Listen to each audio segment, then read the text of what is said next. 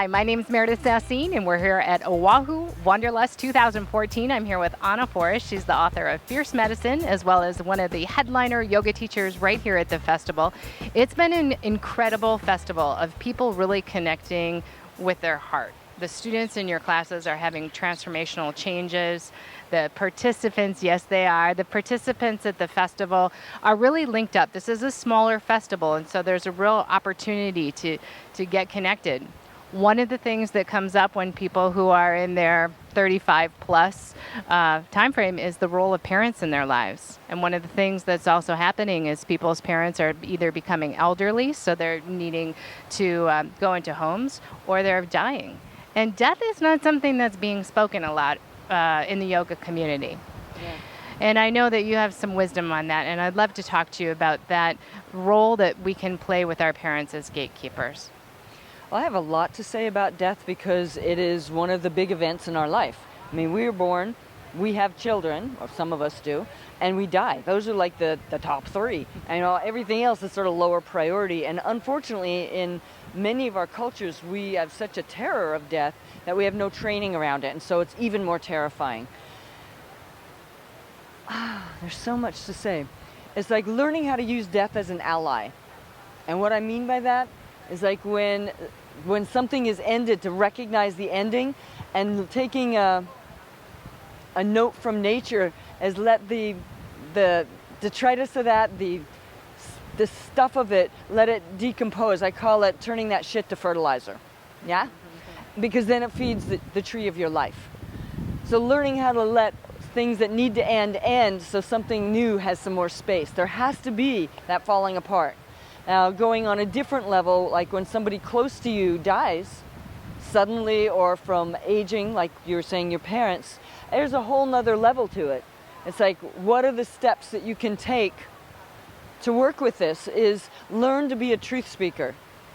And people think like, oh, well, they're dying, don't upset them. It's like, would you please, for the first time in your life, speak the truth to them? It can be the best gift in their life. Maybe how you feel, even if you're upset about something. If you're in a loving, open space, finding out what do they need to do to be able to clean up their communications or their business. Or do they need someone who can tend to them 24/7 and you can't, being honest about assessing that?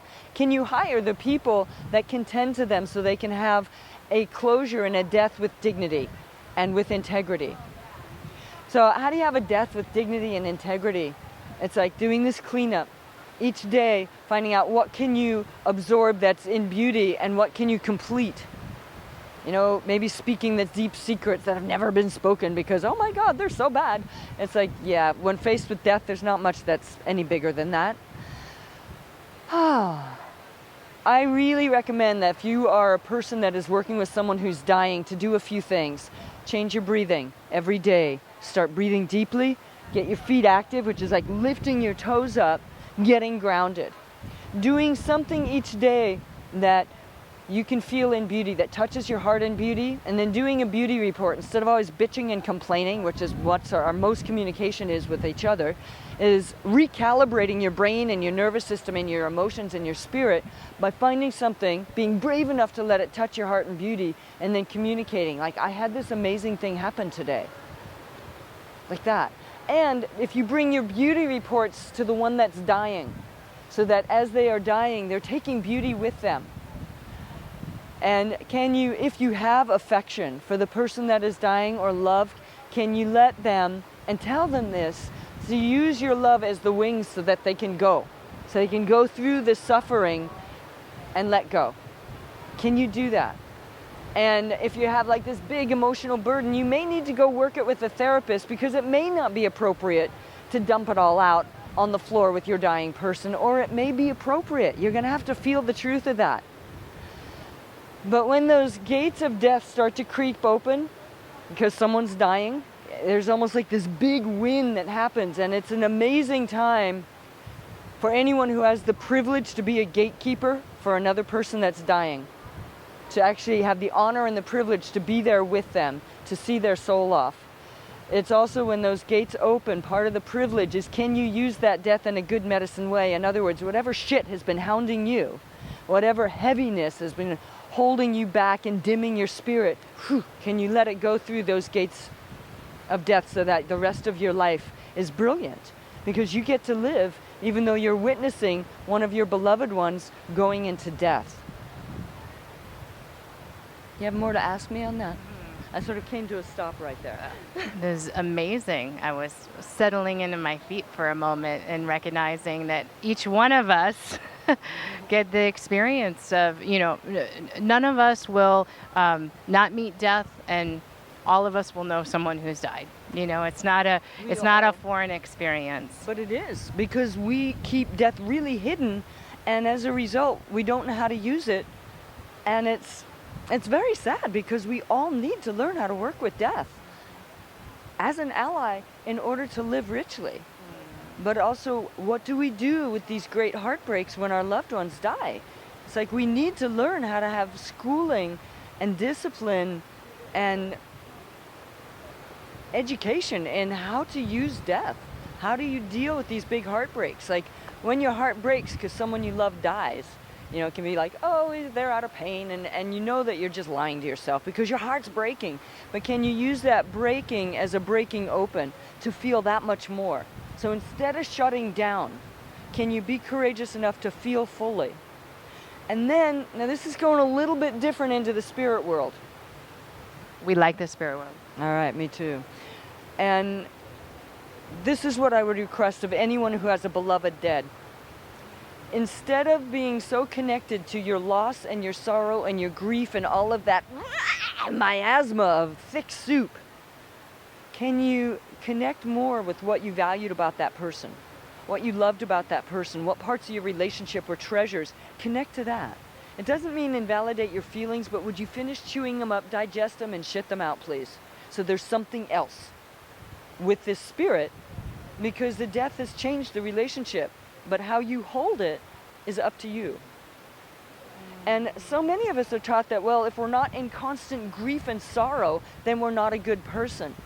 But really and truly, if you were the one that were dying, would you want your beloved that's living to have this big rip and bloody wound in their heart forever because of you?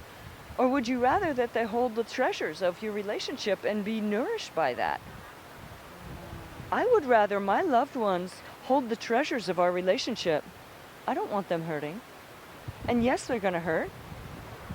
But my request to anyone who loves me is that they'll gather in the treasures and the sparkliness and the rich, gorgeous beauty of our love for each other, and continue to use that to sustain them, instead of using my death to destroy their life, or to dim their life force, or to live in guilt because they lived. It's their job to live. Aho. Oh, and sometimes I've noticed that when we have people in our lives that die, that who they are and their excellence becomes even more magnified, and we can take those lessons after they pass in sometimes a richer way. Yeah. And that's been one of the things that I've really appreciated. Yeah. Their gifts to us don't die with them dying. And there's another funny piece. It's like there's sometimes our spirits, our friends, our loved ones, they come and visit, but if we got this big bog of grief and this big soup around us, they can't get through. Now, does that mean like, oh, I should clean it up so they can get through? There's no guarantees where they're pulled next. But if you can move that stuff and connect with this charismatic energy, this drawing energy of love, and this is really rich, and what sparkles you up, there's a better bridge that if that spirit can possibly tap on your shoulder, maybe you smell the smell of them or something. It's just like, oh, they just came by. Hello, hi, just touched my heart, thanks. Instead of, oh, I must be making this up, blah, blah, blah. It's like, if you get that little, like, tap on the shoulder, a little loving brush across your hair, just treasure it. Because we don't know about the spirit world. It's so mysterious. We don't know what's possible. And I actually don't think that just because we're dead, we get all that much wiser about what's possible. I think our dead are having to learn a whole new set of lessons. But there's those magic moments where sometimes our beloved dead can come back and touch us if we get our shit out of the way. And so I highly recommend, for lots of reasons, is feel your feelings through fully. Your grief, your anger, your abandonment, whatever it is. And then gather the gems of what was a treasure and polish them and visit them often. And continue to be nourished by that. Thank you so much. Thanks for opening the treasure chest of death with us. It's a challenging topic, but we'll all get an opportunity to address it. Thank you so much. This is Anna Forrest. I'm Meredith Sasseen, and we're here at Wanderlust Oahu 2014. Jump.